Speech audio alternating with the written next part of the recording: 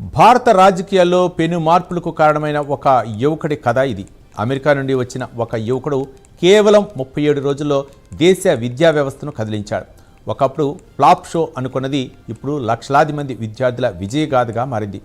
ధర్మేంద్ర ప్రధాన్ రాజీనామాకు దారితీసిన మహత్తర ఉద్యమం వెనుక ఉన్న అసలు నాయకుడు ఎవరో తెలుసా?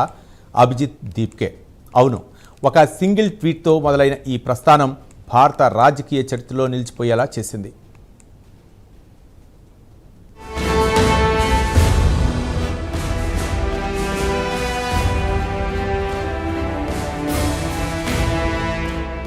జెన్జీ ఉద్యమానికి మూల కారణం దేశంలో ఇటీవల జరిగిన నీట్, యూజీసీ నెట్ వంటి జాతీయ స్థాయి ప్రవేశ పరీక్షలో జరిగిన అవకతవకలు, పేపర్ లీక్ల ఆరోపణలు. నీట్ యూజీ పరీక్షలో ప్రశ్నాపత్రం లీక్ అయ్యిందని ఆరోపణలు వెల్లువెత్తాయి. దాదాపు 23 లక్షల మంది విద్యార్థులు మెడికల్, డెంటల్ కోర్సుల్లో ప్రవేశం కోసం ఈ పరీక్ష రాశారు. జూన్ 30న జరిగిన యూజీసీ నెట్ పరీక్షలో కూడా సోషియాలజీ పేపర్ లీక్ అయ్యింది. ఓ 100 పేజీల పీడీఎఫ్ లో దాదాపు 90 ప్రశ్నలు వాస్తవ పరీక్షలో కనిపించాయని ఆరోపణలు. ఈ సంఘటనలు భారత విద్యా వ్యవస్థ విశ్వసనీయతపై తీవ్ర ప్రశ్నలు లేవనెత్తాయి. విద్యార్థుల భవిష్యత్తుపై తీవ్ర ఆందోళనలు పెంచాయి. దేశవ్యాప్తంగా పరీక్షల లీక్లు, అవకతవకలు గత కొన్నేళ్లుగా తీవ్ర సమస్యగా మారాయి. ఇది విద్యార్థుల కృషిని, కలలను నాశనం చేయడమే కాకుండా వారిలో ప్రభుత్వ వ్యవస్థపై నమ్మకాన్ని సన్నగిల్లేలా చేసింది. ఇది కేవలం కొన్ని పరీక్షలకు మాత్రమే పరిమితం కాదని, వ్యవస్థాగత లోపాలను ఇది ఎత్తి చూపుతుందని అభిప్రాయపడ్డారు.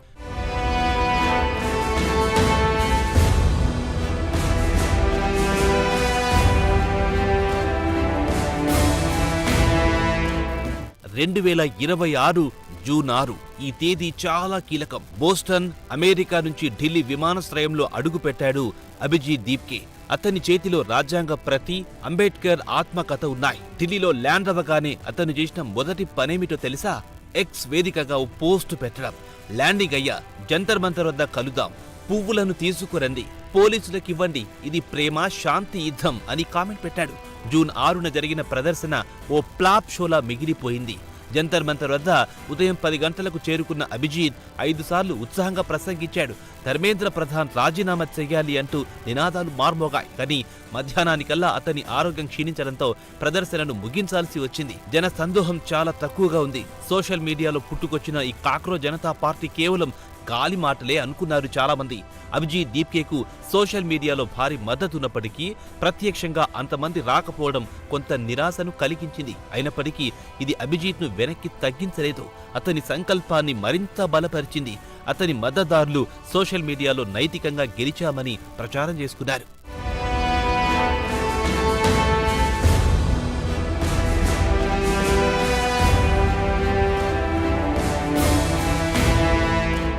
వాస్తవానికి భారత ప్రధాన జస్టిస్ సూర్యకాంత్ మే 15న చేసిన వివాదాస్పద వ్యాఖ్యలకు ప్రతిస్పందనగా ఈ కాక్రోచ్ జనతా పార్టీ ఆవిర్భవించింది.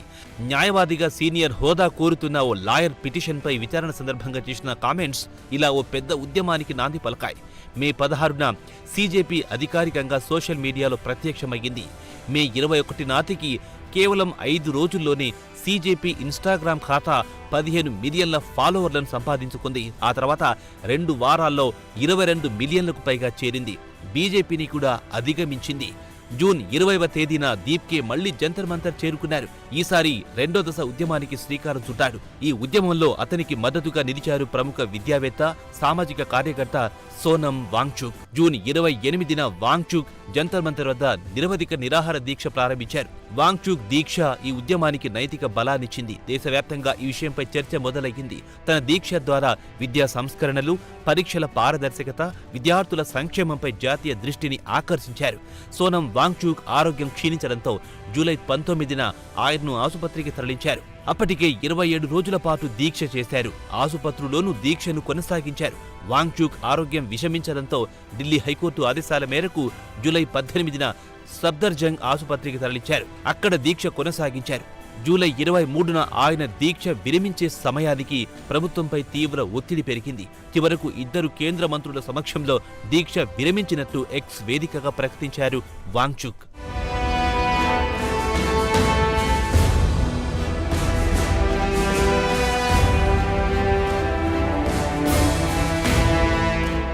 ఈ ఉద్యమంలో కీలక మలుపు జూలై 20న వచ్చింది. ఆ రోజు చలో పార్లమెంట్ మార్చుకు పిలుపునిచ్చారు. వేలాది మంది విద్యార్థులు పార్లమెంట్ వైపు కదం తొక్కుతుండగా పోలీసులు వారిని అడ్డుకున్నారు. ఈ ఘర్షణలో పోలీసులు లాఠీచార్జ్ చేయడంతో పాటు టియర్ గ్యాస్ ప్రయోగించారు. ఈ ఘటన దేశవ్యాప్తంగా యువతలో ఆగ్రహ జ్వాలలు రగిల్చింది.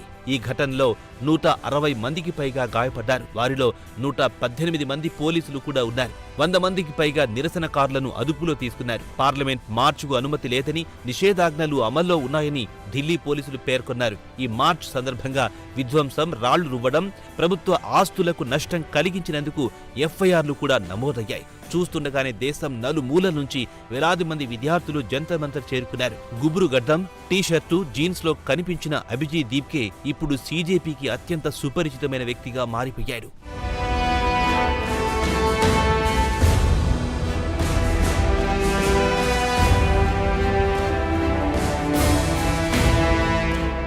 ఒత్తిడితో కేంద్ర ప్రభుత్వం చర్చలకు రాక తప్పలేదు. కేంద్ర మంత్రులు జేపీ నడ్డా, జితేంద్ర సింగ్, అలాగే సీజేపీ ప్రతినిధులు సౌరభ్ దాస్, అశుతోష్ రాంకా మధ్య అనేక రౌండ్ల చర్చలు జరిగాయి.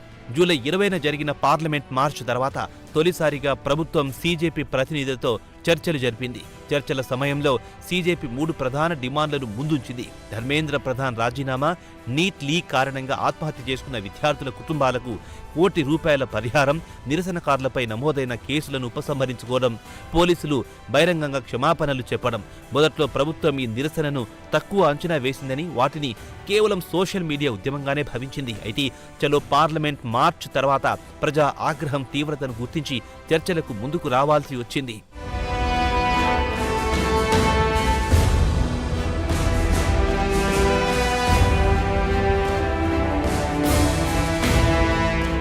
ఈ ఉద్యమం ఒక రాజకీయ పార్టీ కార్యాలయం నుంచి మొదలు కాలేదు. సోషల్ మీడియాలో కేవలం 6 పదాలతో మొదలయ్యింది. సీజేపీ తన వెబ్సైట్, మేనిఫెస్టోను రూపొందించడానికి ఏఐ సాధనాలను ఉపయోగించింది. ఇది కేవలం ఓ ఆన్లైన్ ఉద్యమంగా ప్రారంభమైనప్పటికీ అది వేగంగా నిజమైన ప్రజా ఉద్యమంగా మారింది. మహారాష్ట్రలోని ఔరంగాబాద్కు చెందిన ఓ సాధారణ దళిత కుటుంబంలో జన్మించాడు Abhijit Deepke. Aam Aadmi party social media బృందంలో కూడా పనిచేశాడు. అక్కడ మీమ్స్, వ్యంగ్యం, డిజిటల్ కమ్యూనికేషన్లో కొత్త శైలిని అభివృద్ధి చేశాడు. 2020 ఢిల్లీ అసెంబ్లీ ఎన్నికలలో ఆమ్ ఆద్మీ పార్టీ విజయంలో కీలక పాత్ర పోషించిన డిజిటల్ ప్రచారాలను రూపొందించడంలో సహాయపడ్డాడు. ఆ తర్వాత ఉన్నత విద్య కోసం అమెరికాలోని బోస్టన్కు వెళ్ళాడు. అక్కడ బోస్టన్ యూనివర్సిటీలో పబ్లిక్ రిలేషన్స్లో మాస్టర్ డిగ్రీ చేస్తూనే భారత రాజకీయాలపై నిరంతరం చురుకుగా ఉన్నాడు.